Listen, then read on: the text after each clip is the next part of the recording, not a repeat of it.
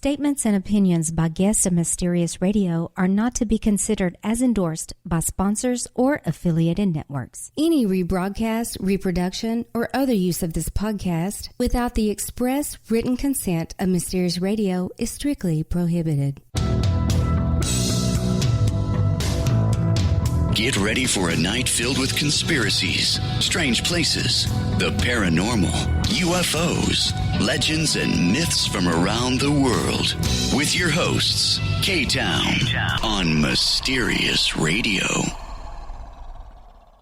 All right, thank you for joining me tonight for another edition of Mysterious Radio. I'm your host, K-Town. Make sure that you subscribe to the ultimate feast for the strange and bizarre. Here on Mysterious Radio, you're going to hear everything from true hauntings, UFO sightings, real alien encounters, vile serial killers, strange creatures, secret societies, underground bases, spirit contacts, ancient ruins, time travel, real exorcisms, mysterious disappearances, and much more. And tonight my special guest is William Ramsey, who's here to discuss the Smiley Face murders. Now, this is a theory that was brought about by a couple of retired detectives who put together that there is something really, really wrong with the finding of bodies that are all young men in college. Most of them are described as being very athletic, and it seems like they would be able to fight off whoever is trying to do away with them. But there's more to it than that. They believe that they may have been drugged and some other things, maybe catching them when they're not at their sharpest. Many of them being approached, they think, at bars, finding them, or almost always finding them near water. William has investigated this. I'm going to have his links in the show notes. Make sure you check it out. And also, he has a podcast. It's called William Ramsey Investigates. Very, very good podcast. And I will have him back on the show to talk about some of his other research. He does do documentaries and things like that as well. So anyway, a quick thanks to those that have been taking the time to leave us some amazing 5-star ratings and reviews on iTunes. I do appreciate that. And make sure, above all, that you subscribe. And we do recommend that you listen to our show on Apple Podcast, or if you're an Android user, you can use Pocket Cast. I mean, we use it here too, which is a very good app. And there's a new one that we found as well. It's called Intel. So Intel is a good one. ENTALE. Yeah, that's it. And you can also visit our website at mysteriousradio.com. Let's go ahead and bring out our special guest. Here now is William Ramsey, here to talk about the Smiley Face murders.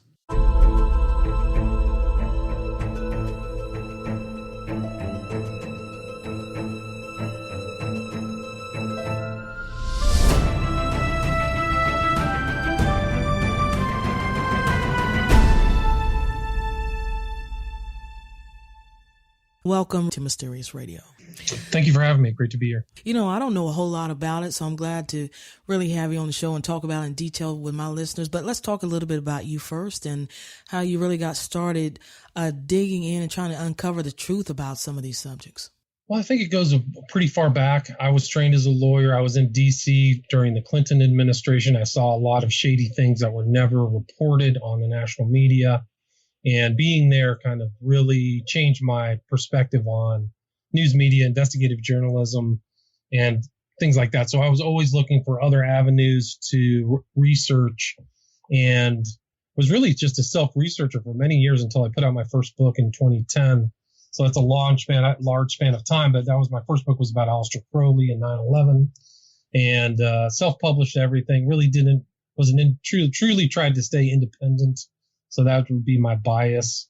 But I wrote that book. Then I wrote a book about the West Memphis 3, which I think the public story or the PR story is all, it's all false. It's deceptive, in my opinion. That's why I put out that book. And then I kind of got interested in Crowley and his influence on the 20th century culture, which led me to write my third book, which was Children of the Beast. And during the writing of that book, I kept seeing these pictures that kept popping up in Alan Moore and some of these other well-known figures. The smiley face the symbol was around, goes back to early rave music, industrial music in the UK. And I remember during that, this whole story about the Smiley Face Killers, this phenomenon that was, I think it was on Coast to Coast at night. They were talking about it. There was a show, and somebody was talking about this phenomenon of young men disappearing. And so I just recalled that. And so I started just vaguely looking into that. I ran into who I think is a great researcher, Jim Smith, online, and I started watching. And really, that was when I saw it was in 2016 where I saw followed the disappearance and death of a young man in Columbus, Ohio. His name was Joey LaBute, and he disappeared out of a gay bar and was missing, I think, 19 days and was later found in the Scioto River. So I've watched him disappear. I watched all the newscasts and videos about his disappearance. And when he was found in water and predicted by Jim to be found in water, I was shocked to see this phenomenon actually play out. The original investigators into the phenomenon were two guys by the name of Gilbert and Gannon. Gannon was a New York City detective. Gilbertson is an academic, criminal list academic out of, I think it's Minnesota or Wisconsin. But they kind of coined the term Smiley Face Killers because they had seen this same Smiley Face Killers insignia or symbol spray painted close to where they think these bodies were put in the water. And that's how it got its name, and it's really kind of kept that name. And I've made 2 documentaries about it, which are available on Vimeo. One is titled Smiley Face Killers, Who's Abducting, Torturing, and Murdering Young Men in the U.S. and UK. And then my second one is The Global Slaughter Continues. Smiley Face Killers, The Global Slaughter Continues. So I have 2 documentaries out on it. All right, that's awesome. I'm going to have the links for those in the show notes. Let me ask you this, William. You talk about Gilbert and Gannon. Is that the other? Correct. Gilbertson and Gannon. How did they come across? Do you know how they came across it? Well, that's a good question. So Gannon himself was the New York detective, and he had seen cases like this happening in New York. And Gilbertson was in a college town and had seen the similar cases. And that's what brought them together. Like, hey, there's this strange phenomenon. Hey, I see the same thing in New York that you're seeing up in, I think it was, one of these cities up there, in Minnesota. So they wrote the book. I think it's the most important book on the subject, titled Case Studies in Drowning Forensics, which covers, I think, 14 cases. And they took a real kind of criminal forensics approach to these cases. And I think that's really the benchmark or the starting point to kind of understand this phenomenon. My critique of them is that there's probably at least 200 to 300 of these cases globally. And I think that their book doesn't cover that breadth of this kind of phenomenon that's happening worldwide. That is wild. That is truly wild and scary. All right. So let's go ahead. For those that have never heard about it, tell us why it's referred to as the Smiley Face Killers and when did they start to occur, if you know that? That's a great question. So I think the original case that Gannon saw was in the 90s. He was a young man named McNeil who went to Fordham University, and he was last seen coming out of a bar. He was supposed to go north. He was found in the water. And so that was one of the first cases that he had seen.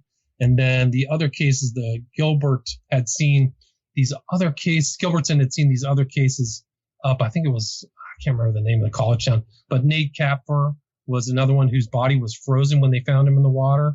So he'd been frozen and then thrown in the water. So really creepy stuff. But going back to the late 90s, people have tried to find, people have called McNeil victim 0. But there might be even earlier cases than them. But it seems like this phenomenon really did kind of start in the 90s or early 90s. And then the Smiley Face Killers is because both Gannon and Gilbertson independently saw this symbol of a smiley face associated with these murders. Somebody's spray painting this symbol. And the real question is this a random symbol, or does it have something to do with these deaths? And I tried to trace the use of the smiley face in modern culture, and it's all over the place. All kinds of people are wearing clothes with the smiley face symbol in Hollywood.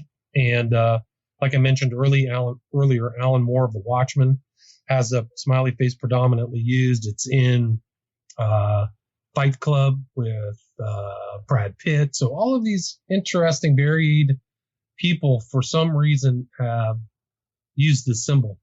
You think it's occult connected? Absolutely. I think that the symbol itself, and it's an idea that seems to be in definitely Aleister Crowley, who's an occultist who I studied extensively. But it's this, I think it symbolizes the idea that the world cosmos is a great joke, like it's a big joke. So you don't really have a lot of rules. You don't have to work, everything's random. So, or chaos theory. So there's nothing to guide you. And so I think that that's really the basis of the use of the smiley face through the culture. And actually, I was sent something recently where some of these really far leftist Antifa people are spray painting the smiley face next to the hammer and sickle of communism. And so in Portland, they're using the smiley face symbol and just spray painting it randomly. And it's pretty concerning to see that usage. Well, wow, this can't possibly be done. I'm gonna get your thoughts on that. I mean, being that it's occurring worldwide, I mean, wouldn't you say that this is done on a much larger scale than has ever been even tried or dreamed of by a single person? This is like a cooperative effort. Well, that's an excellent point. Yeah. And I think that these murders of these deaths coincide with the rise of the internet. I don't think that it's a mistake. So it's somehow people are communicating. Like, we know that these busts or these arrests take place of pedophiles who are exchanging information globally. I think that the smiley face killers, the victims are not pedophiles. They're like young men between 18 to 25, vulnerable at a bar, possibly been drugged. But I think that is the target group of somebody using the dark web and using things like encryption and, fairly sophisticated. And there's been some very like there was another case that I followed closely, a guy by the name of Dakota James out of Pittsburgh. And there was a really good article in the Daily Beast by a writer by the name of Nicole Egan, Egan. People can look it up, but his name was Dakota James. But it seems like there was a test run done on this young man. He survived and then disappeared again. And he was missing for 40 days and suddenly turned up. But one of the scary things about finding his body was that he was not in a state of 40 days of decay. So he didn't die right away after he disappeared.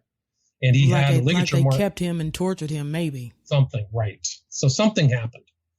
Something that, you don't even want to speculate on the horrors of that, but people and myself, my conclusion was that these guys are into S&M and they're into torturing people. So they keep them for a while and then they either kill them by drowning them someplace or they're not dead. They're not actually, people think that these are accidental drownings. I don't believe they're drowned in the rivers they're found in. They might be forcibly drowned or tortured or something like that. But Dakota James was a very important case because it also involved a very well-known forensics guy by the name of Cyril Wecht. He's been around and involved in a lot of criminal cases, but he looked at he lives outside of Pittsburgh. He looked at the Dakota James case and said, this guy somebody put a ligature around his neck. He was murdered, So it's not an accidental drowning. And that's one of the, I think, mistakes in the analysis of these cases is that these people are brushing it off as these are accidental drownings, but nobody ever sees them go in water. And why do people get this impulse to go fall in water after drinking or being out at night? It's very unusual. Most people don't have that impulse to do that. So, well, let me ask you this. If normally, if someone drowns, first of all, the water has to be deep enough. And then normally when they find the body, it's in such a state of decomposition that, they can't make a visible identification. I mean, are the bodies, do they look like that? Like they've been submerged in deep water for a while or what? Well, that's a good question. So it's they're clearly, some of these bodies are in different states of decay, but like Dakota James was not, but it's different variants. And you make a good point because the body will actually, if you drown, you actually float. Your body will float to the surface. That's so right. Typically, if somebody drowns, it's very easy to find them. So why are some of these disappearances not easily found? So if you look through like my documentary, I show that these people are missing for weeks and then magically they show up. Why is that? Why is there this discrepancy and why are they falling in water? Now, I do believe that there are cases of accidental drownings that take place at night, but the ones that I have specified or drawn out of that grouping definitely do not have the indicators of accidental drowning, that they were abducted in some way or another. And there is a presence, and Gilbertson and Gannon have found the presence of GHB, which is a date rape drug exactly. that's associated with some of the disappearances. So, and it's not uncommon, women know that when they go out to a bar, there is a potential for them to be drugged. And the men don't seem to think that they could possibly be a victim. So I think that lends to these cases actually happening where, women, even to this day, cover their drinks. Right. That's a great point there. You know what? This really, I don't know what to say. What is the damn connection with the water? This is like those 411 disappearances. Yes. It's like all those have moved into more urban areas. Because those people would disappear and then they would turn up near bodies of water, and sometimes their bodies don't even look like they've been there a day, 2 days. You know what I'm saying? Right, So right. Very weird. Very weird. So I think it's somewhat similar. David Paulides is the guy who's looked into that, and he's actually written a book on this kind of subject. But I think that really it's kind of a perfect crime. So if you wanted to commit a perfect crime outside of motive, how could you put a deceptive element to that? Well, you would take this body or person for a while and then put them in water, and then everybody would say it was an accidental drowning, and it's done, cut and dried. The police just say accidental drowning, done, right? So then it's never looked at as a murder. And so I think there's an element of these crimes that would indicate like a perfect murder. So, for example, they caught a guy in the gay community in Toronto, and it's very similar to the SFK, where there's tons of searches, missing person signs are put up on posts, and there's all this. Well, the same thing happened with MacArthur's victims. They didn't know where they were. Well, this guy was burying them like in creepy places, like he was a gardener. And so he would bury them at the bottom of pots and stuff like that. But their bodies were found, right? So they could trace them and tie them to MacArthur. So in the water, it's a lot harder to say where this body was from, right? So it washes away some of the evidence. So I think that there's an element of what's called the Smiley Face Killer phenomenon, where it is a perfect crime. Is there a pattern to the type of men that are chosen? I think that's a great question. I think that they're usually college age. So, but I would say they're typically they've had more and more different types of victims, different ethnicities, but mostly white male. But they're starting to have a lot of Latino. There were a couple of people from India, African American, mixed race. There was one guy from Nepal. So that was kind of out. That was, what was his name? It was Arvind Sharma was his name. So you're starting to see this kind of wide berth, but I would typically say college aged. And I think that that's really the thing that's selected, is that they're in a vulnerable state. Sorry, when they're out at bars drinking. So that's like, and there was a couple serial killers. That's how they selected their victims. There was one guy by the name of Lanfear, who that was how he would go hunt for victims, is at 2 a.m. after the bars closed, because he'd know he could find somebody who's drunk. Okay. Let's talk about the smiley face again. That's always found near the victims. Is it always found near the victims? I was going to ask you, are any of these smiley faces ever drawn on the victims? That's a good question. I don't think that they've seen it drawn on the victims, but typically it's spray painted in the area. And Gilbertson and Gannon says it's placed in where they think the body was put in the water.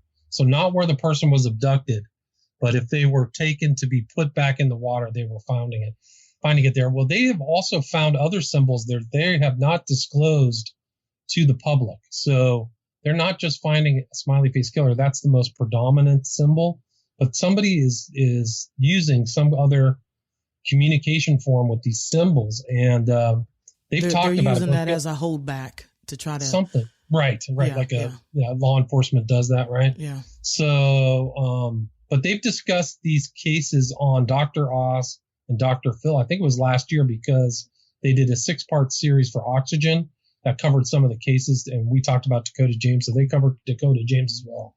So I'd recommend people watch that as well if they're interested in investigating this is like a true crime case that's still happening. Like they just had another kid in Sacramento, the same kind of case. young guy. When was that? That was right at the beginning of the year, I think. Let's see if I can remember. There's so many names and cases. Is that the most recent one that you know of? The interesting thing is because of the pandemic, a lot of these cases, they kind of dried up. So, but his name was Holden in Sacramento. But they had another kid out of Chicago, African-American guy named Monye, Monye, disappeared off of a college campus, later found in the lake.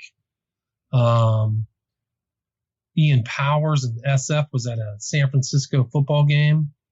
But they actually had a capture, and I covered this in my documentary, my second documentary. They got this guy Katunsky. He was homosexual, but he was also on like prostitution sites, and he was on all these there's a common denominator among at least the gay victims is that they're on Grindr or one of these other male meetup sites. But this is an interesting case. I would recommend you check this out. It's Katunsky, and his victim was named Kevin Bacon, the same name as the real Kevin, the known Kevin Bacon actor, right? And actually, the real actor got involved in the case because of the same name of the victim. And Jeffree Star, who's also kind of a internet YouTube celebrity, got involved and raised money. But it's a terrible case because he disappeared. He was on I think Grindr, met this guy Katunsky, and the police, to their credit, I even remember the police captain's name was Kaiser. And this is outside of Lansing, Michigan. Actually went to his house and they found a fake room with a dungeon. And there was the victim, Kevin Bacon. And I believe this was February, like this year. And it was a terrible story because the guy, Katunsky, took Kevin Bacon's testicles and ate them. Oh, wow. That's shocking. I didn't expect you to say that. First of all, I want to know how many of these victims do you know of that use Grindr, and then have police actually looked into like their communications to see if maybe it's the same people, or, kind of delved in that a little deeper to see if that's a great question. But I would say a lot of the cases do involve Grindr that I know of, at least if they're gay younger men who were found in water. In the cases that you and I talked about, or I mentioned both Joey LaBute and Dakota James were both on Grindr right before they disappeared. So they were, and there's actually a picture of from a CCTV of Dakota James walking in downtown Pittsburgh, typing on his phone, like possibly on Grindr. So seems to be a connection. There was a serial killer who targeted young men in London, and he was known as a Grindr killer because that's what he used to find his victims. Okay. So there is a connection between certain aspects of this. And they had a guy in the UK in Manchester. His name was Reinhard Sinaga, Sinaga, and he was like this other guy I mentioned, Lanfear. He would find his victims at 2 a.m. after the bars closed. So these guys, somehow they key into this thing. But yeah, I think that's very important. I don't know of any police who have looked into these guys' phone records, but I would think the smartest thing to do would be to subpoena that information from these companies.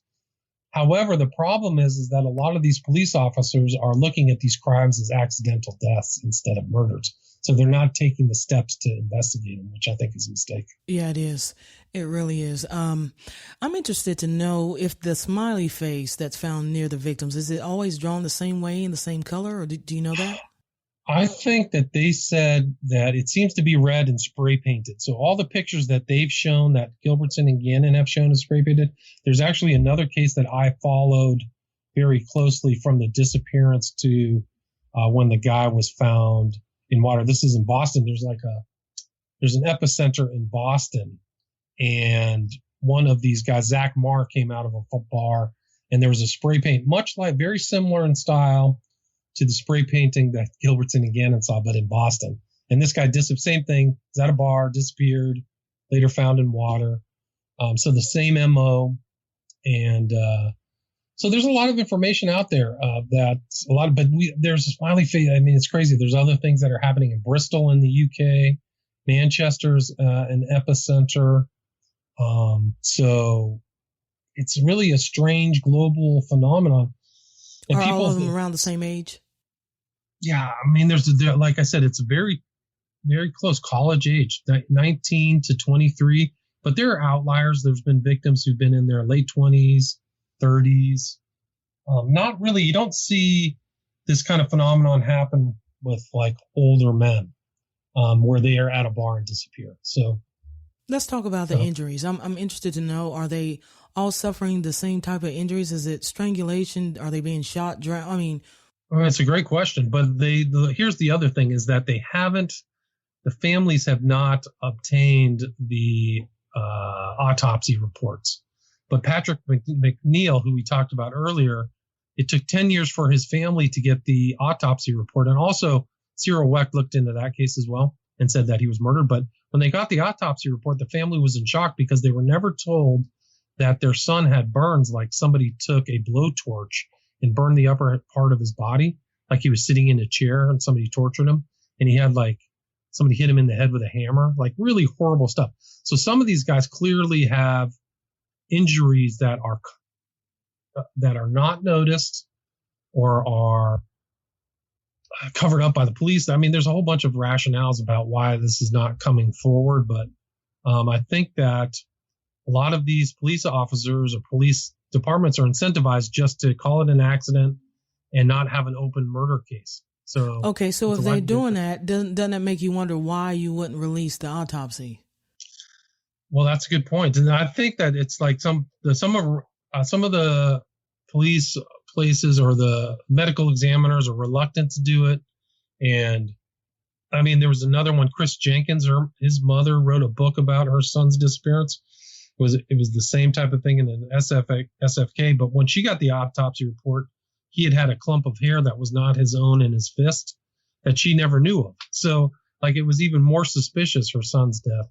But that's also a very important case. A clump of hair. That's Yeah. Now that's interesting. So do you know if police ran that for DNA or anything? I don't know. But the interesting thing about the Chris Jenkins case that happened in Minneapolis is that the police looked at the case, and over time, I think there was 2 or 3 different police captains, but the latest one there was a kind of a public display where he sat down and changed and told the mother of Chris Jenkins that he was changing the designation on the death of Chris Jenkins from accident to murder.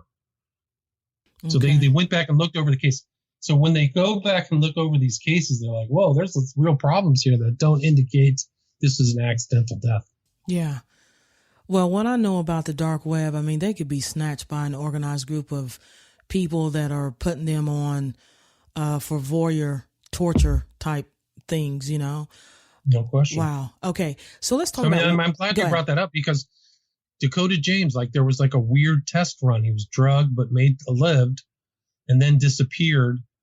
And some people, I had a friend of mine speculate like there could be there's all kinds of weird international things happening where people select victims, whatever their type is, whether it's women or they're pedophiles or they're like men or whatever, literally cross jurisdictions. So I think that because of this travel, the ability for people to travel, I think that that's a component. And it actually ties into the death of Joey LaBute in Columbus, Ohio, because that weekend was the Arnold Schwarzenegger Classic, which is, I think, the #1 bodybuilding kind of convention that happens every year in Columbus, Ohio. So I don't think it's a coincidence that he goes missing when, 50 to 100,000 people fly into town. Yeah.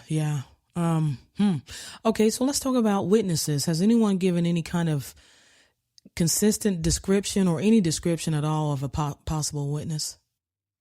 Well, I mean, that's a good question. So we talked about Katunsky. So he's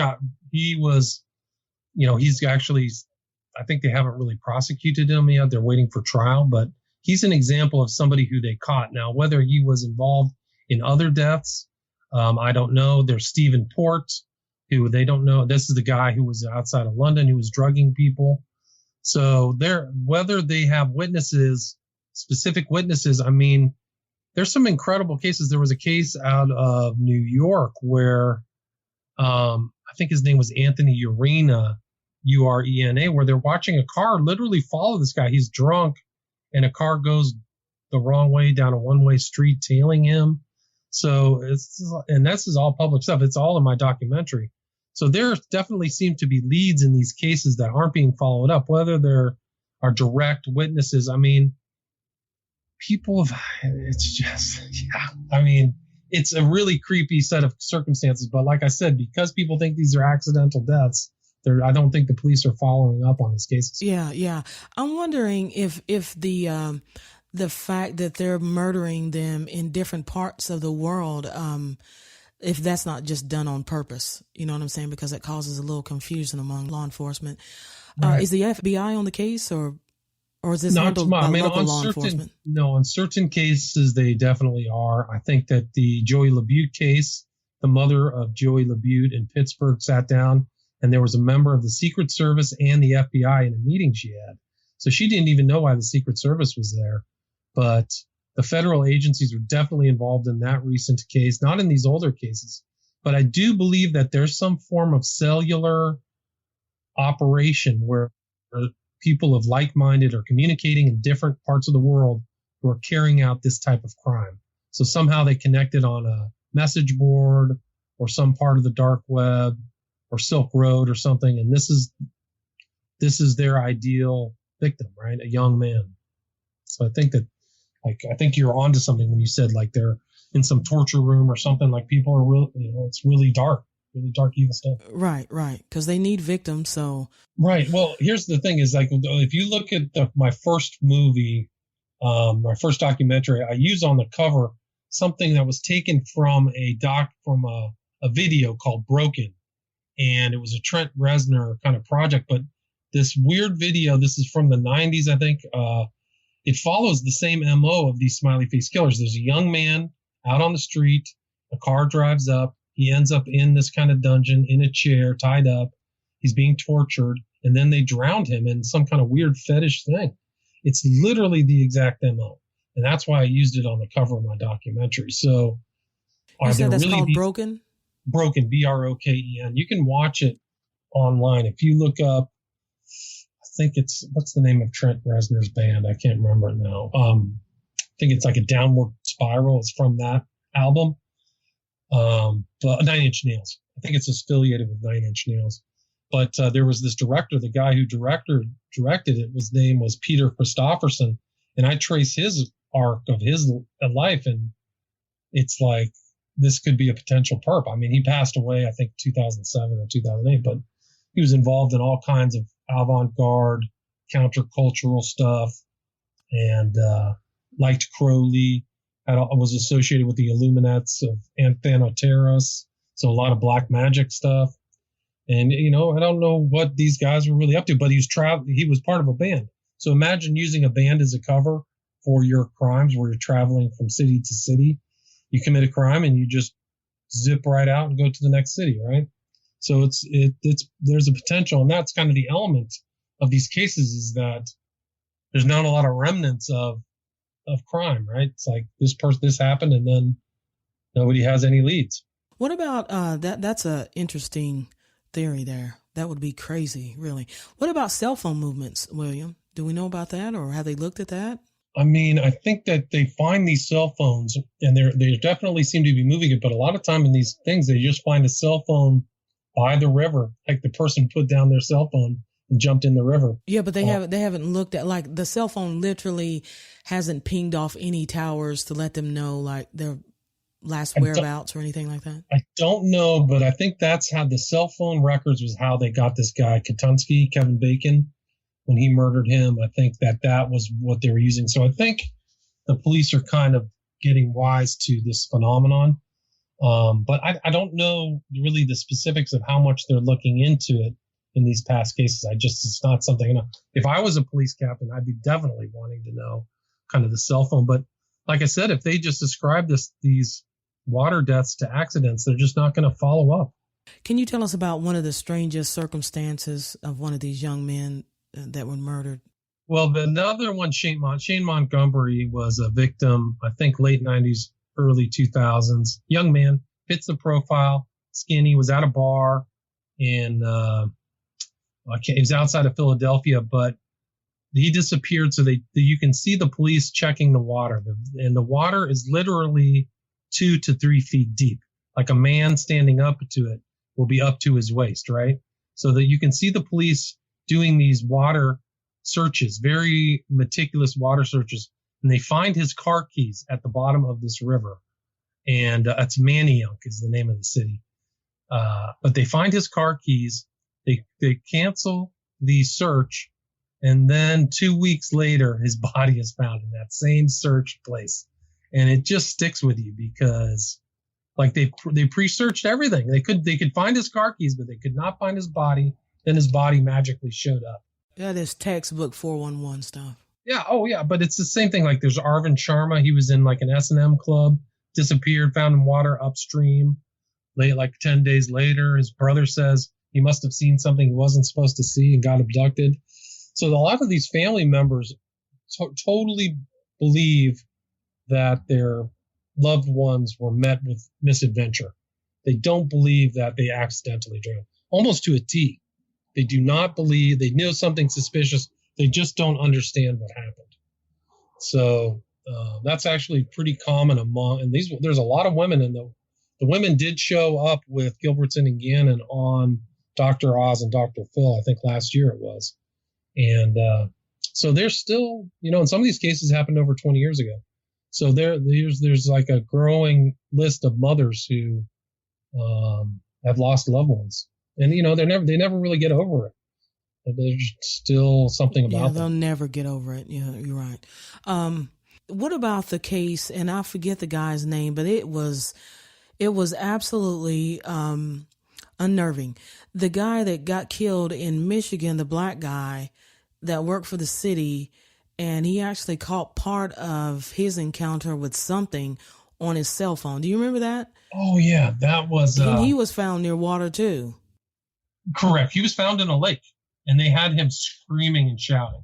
Right. His name, he was like a Liberian guy. I wish I could remember his name offhand. I actually did a video of him. That was a super suspicious case. He was at a late night. I think he was at like a gas station when he was last I thought he was at a bar maybe, or somebody dropped him off somewhere, and he said he would walk. Suspicious. Yeah. His name, I wish I could remember his name offhand, but yeah. No, there's actually audio of him on his cell phone screaming. That's really weird. So, I wish I could think of his name. But it's just weird how his body was found near water as well. I mean, do you have any theories as to why they're found near water?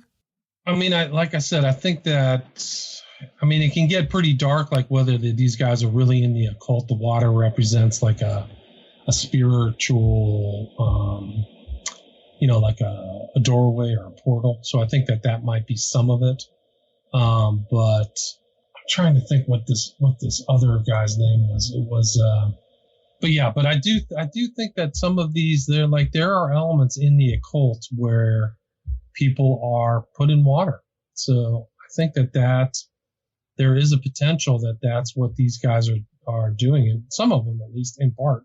Well, let's talk about, you mentioned the occult. I mean, I know that they are really big on dates. So have you looked at, the dates, any significant dates of when these bodies are found or when they come up missing? And the guy's name was Henry T. McCabe. That was 4 years ago. Henry McCabe, yeah. But yeah, there seems to be correlations between solstices, between types of the year, like winter types of the year.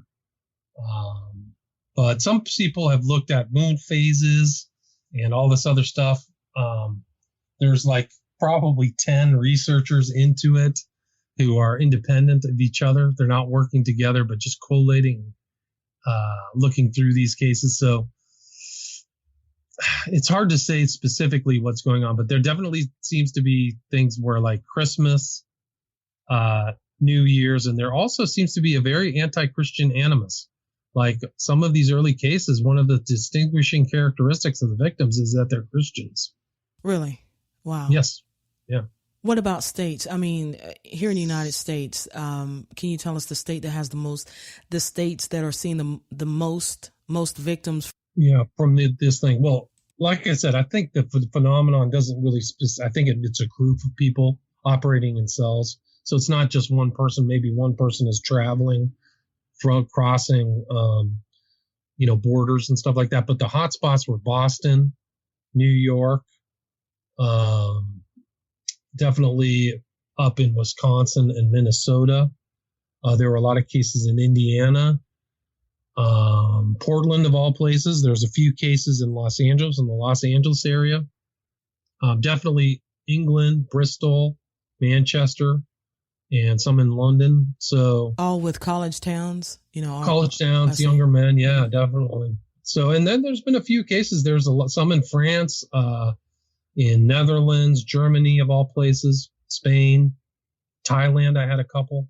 So it's definitely there's a global aspect to the phenomenon. But yeah, Boston, I interviewed really interesting interview I did with a woman from Boston who posted something on her blog spot. It was called Cryptid Antiquarian. But she just made a post about, hey, look at all these strange water deaths that happened in Boston. And she had something happen it was 2,000 responses of all these people talking about cases. Like she hit a nerve. And really remarkable. Her name was Elise Soper, Cryptid Antiquarian, and I interviewed her 3 years ago. But her blog post was just very simple. It was just Boston's mysterious vanishing men, and she just went through. So it really, that's the whole thing about this phenomenon, is there's people noticing something strange or strange correlations, but maybe not seeing the full picture of it, but definitely seeing it within their geographical region. Yeah, good point. Let me ask you something about Gilbert and Gannon. Are they still looking into it now, or? Absolutely. I think that they actually, so Gannon's partner was a guy by the name of Duarte. I don't think he was involved in the writing of the book, but they're working with him and another guy by the name of Donovan. So they were all on the show on Oxygen, and they have, I think, started a consulting business to consult with people who've had this phenomenon happen to them. So I do believe they're still collecting information. I tried to reach out to them.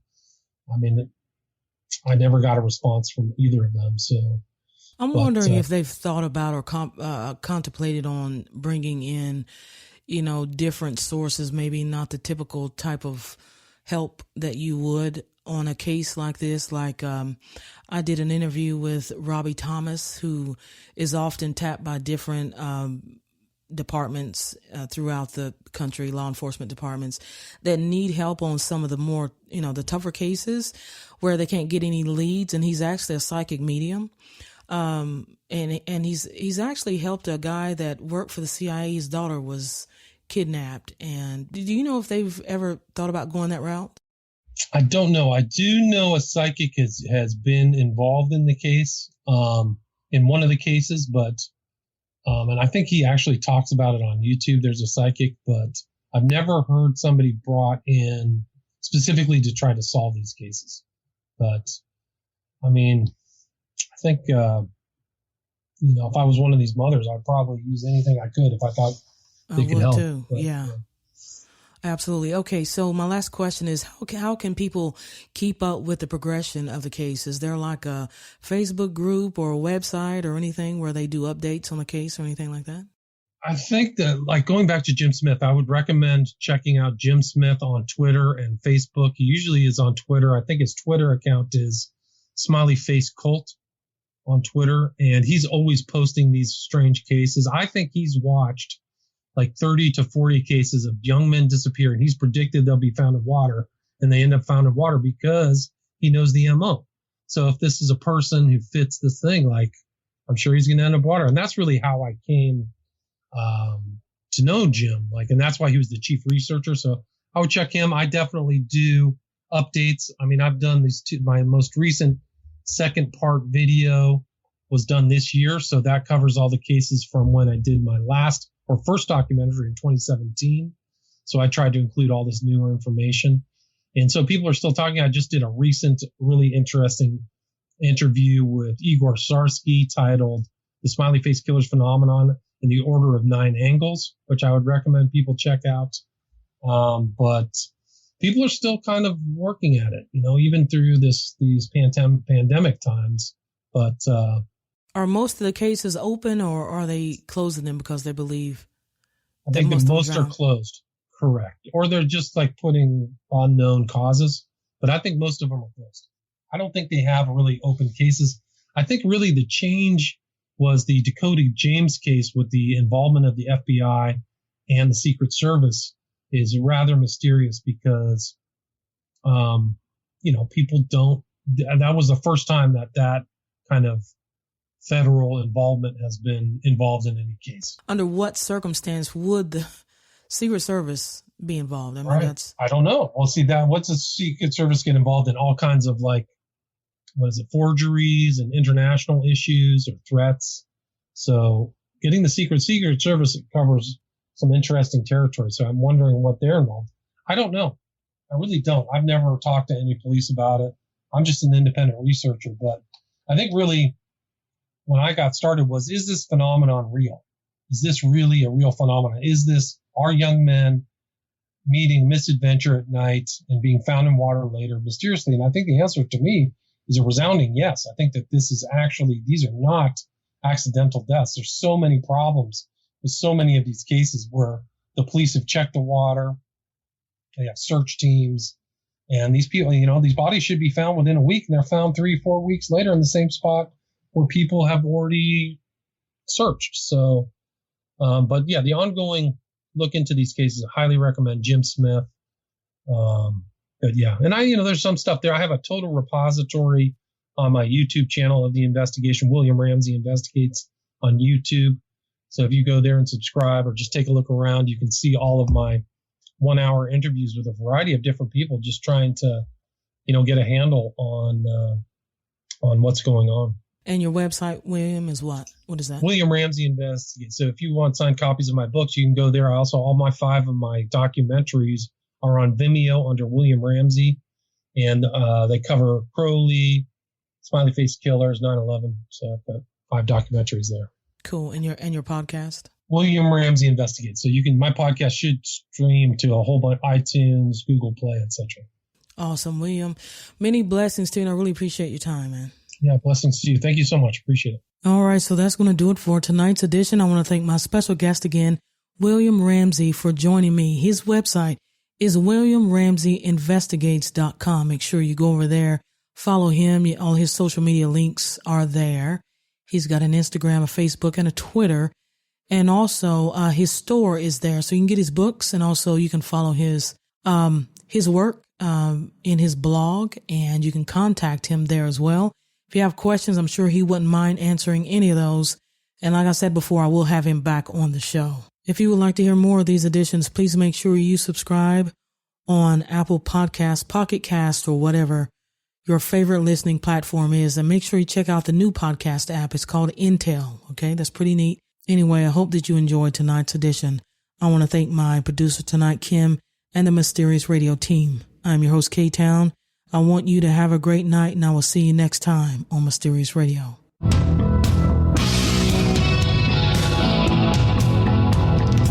Like the show? Get more Mysterious Radio on our website. And don't forget to visit our Twitter and Facebook page.